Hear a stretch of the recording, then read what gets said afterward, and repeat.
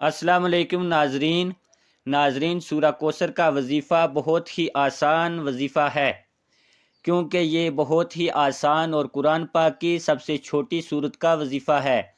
انشاءاللہ تعالی اس وظیفہ کے کرنے سے اولاد جو ہے وہ آپ کا مقدر ہوگی، اور جس طرح اب تک اس کے کرنے والوں کو اس کا فائدہ پہنچا ہے، قرآن پاک پڑھنے والوں کو جس طرح دنیا میں اور آخرت میں اس کا فائدہ پہنچا ہے، آپ کو بھی اللہ تعالیٰ اس کا فائدہ پہنچائے گا، اور اس کی برکات سے بہت ہی فوائد حاصل ہوں گے۔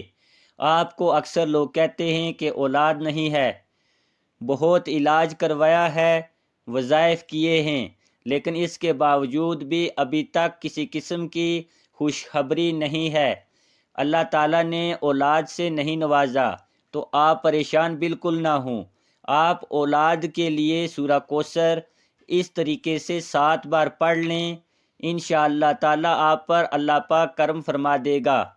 وظیفہ کرنے کا طریقہ: میاں بیوی دونوں اپنے سر پر ہاتھ رکھ کر دن میں کسی بھی وقت 7 بار سورہ کوثر پڑھیں۔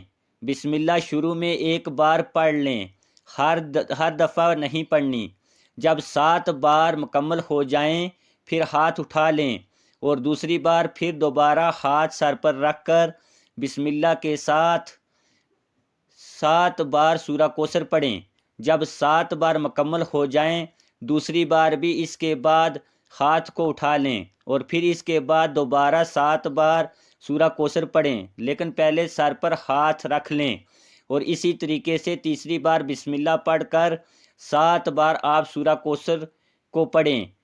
یہ جب 3 بار دم ہو جائے تو انشاءاللہ تعالیٰ اس طریقے سے پہلی ہی بار وظیفہ کرنے سے آپ کے ہر طرح کے جسمانی اور روحانی مسائل حل ہو جائیں گے۔ یہ عمل آپ نے 10 دن تک کرنا ہے، اور اس کے 10 دن کرنے سے انشاءاللہ تعالیٰ اولاد آپ کا مقدر ہوگی۔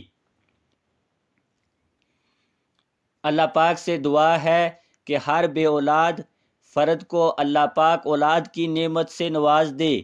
یہ وظیفہ آپ نے دن میں کسی بھی وقت کر لینا ہے۔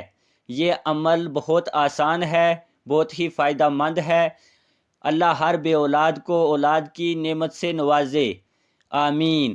اب میری آپ سے چھوٹی سی گزارش ہے کہ آپ اس چینل کو لازمی سبسکرائب کریں، اور ثواب کی نیت سے اس ویڈیو کو آگے شیئر کریں۔ السلام علیکم ورحمۃ اللہ وبرکاتہ۔